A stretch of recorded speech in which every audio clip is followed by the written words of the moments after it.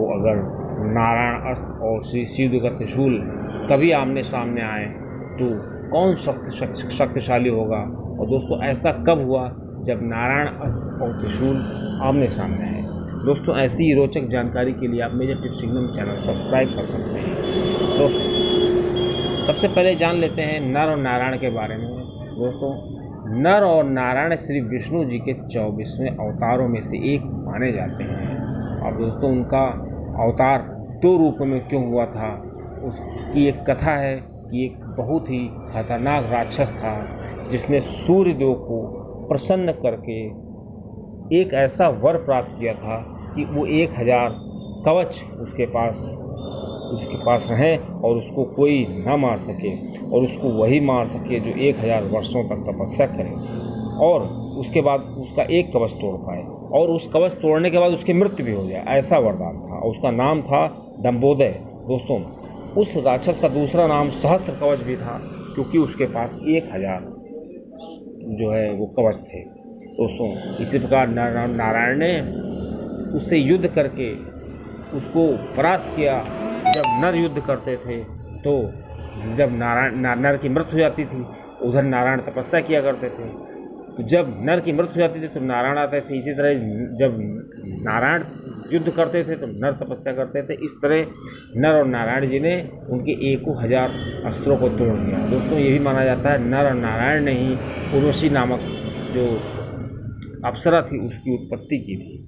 अब दोस्तों जो दक्ष जी थे उनका जब यज्ञ हो रहा था, वहाँ पर जब श्री शिव जी का अपमान हुआ तो श्री शिव जी के गणों ने वहाँ पर तहलका मचा दिया। श्री शिव जी को भी बहुत क्रोध आया और श्री शिव जी ने अपने त्रिशूल का वार किया। कहते हैं कि वो त्रिशूल नर के सीने में जा कर के लगा तो नारायण को बहुत क्रोध आ गया। इस प्रकार दोस्तों नर और नारायण ने एक अस्त्र का निर्माण किया। उस अस्त्र का नाम था नारायण अस्त्र। और दोस्तों इस नारायण अस्त्र की जो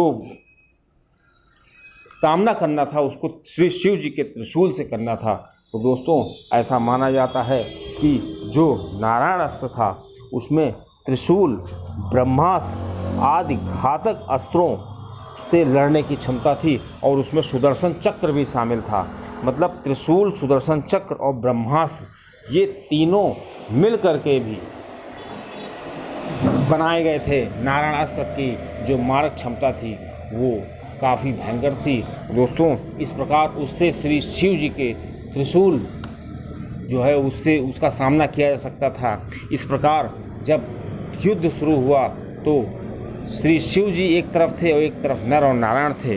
युद्ध बढ़ता ही चला जा रहा था।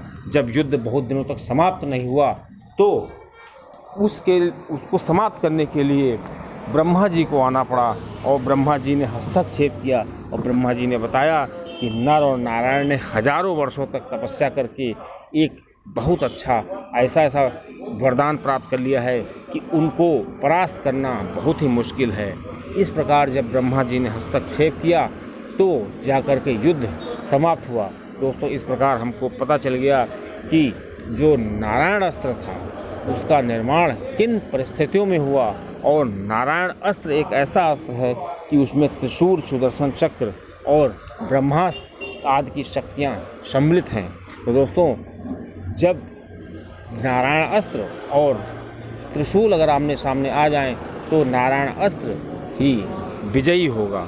अब दोस्तों किन परिस्थितियों में इसका निर्माण हुआ था वो आपको मैंने बता दिया।